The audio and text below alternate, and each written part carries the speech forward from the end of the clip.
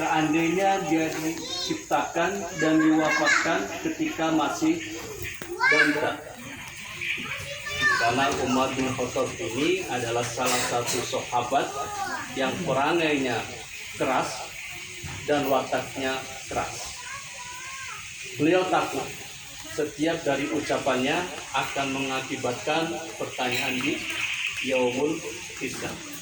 Setiap pertanyaannya akan ditanyakan di alam kubur. Namun kata Umar, alangkah indahnya seandainya aku wafat ketika dilahirkan. Artinya apa? Artinya anak kecil ketika wafat, maka dia terbebas dari semua pertanyaan dan hisab.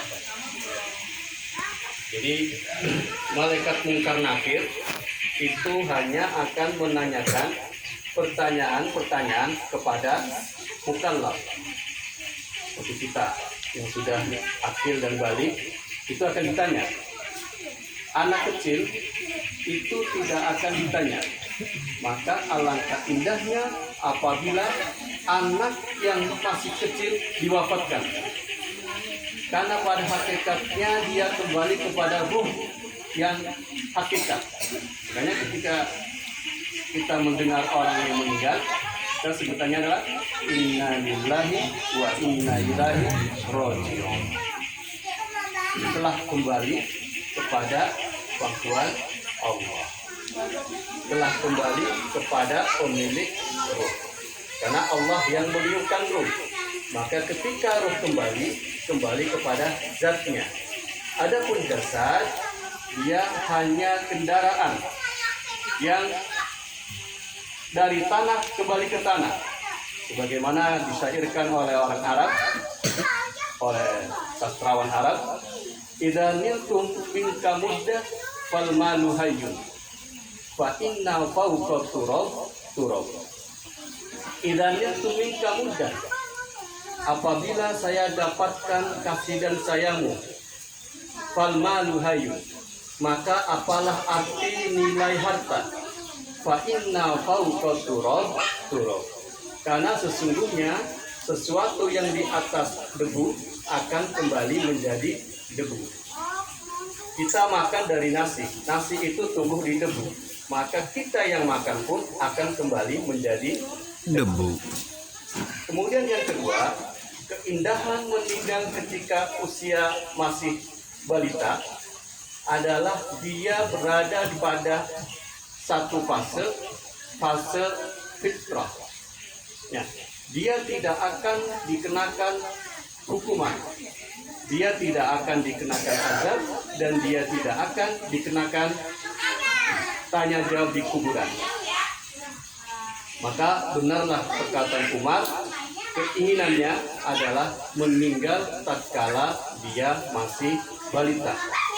Maka orang tua mungkin sedih, ya, orang tua mungkin sedih. Sebagaimana Rasulullah SAW ketika anaknya meninggal, Abdullah dan Ibrahim meninggal, Rasulullah pun meneteskan air mata. Karena itu manusiawi. Seseorang yang ditinggalkan oleh orang yang dikasihinya, dia akan merasa sedih.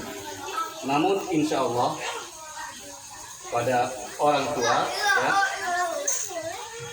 harap diikhlaskan karena dia lebih baik berada di sisinya. Kita memang kadang mengharapkan sesuatu yang tidak lebih baik daripada apa yang telah ditentukan oleh Allah. Terkadang Allah menentukan sesuatu hal itu lebih baik meskipun kita tidak menginginkannya. Misalnya kita ditakdirkan menjadi orang yang tidak berpunya. Itu karena Allah sudah tahu seandainya kita menjadi orang yang berpunya, mungkin akan jauh dari rahmat Allah.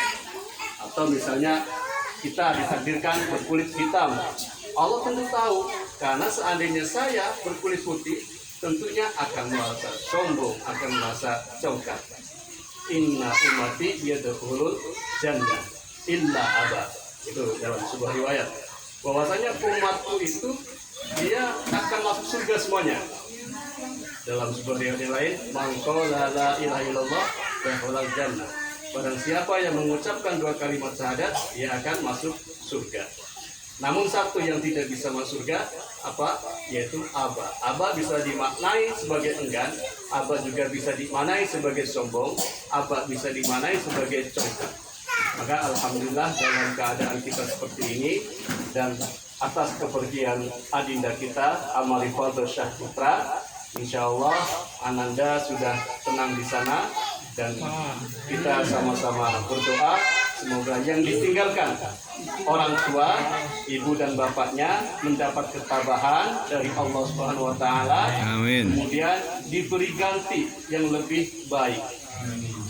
Ya, jadi ketika kita dikenakan musibah, Rasulullah mengajarkan semoga kita diberi ganti yang lebih baik. Insya Allah kita akan sama-sama mendoakan agar dia lebih baik lagi. Ya, di sana Ananda sudah baik, akan tetapi kita mendoakan agar lebih baik lagi dengan bacaan tahlil dan yasin insya Allah yang akan dipimpin oleh kita Ustazana Wahyu. Waktu dan tempat kami persilakan. Aku qouli hadza wa astaghfirullah li wa lakum. Wassalamualaikum warahmatullahi wabarakatuh.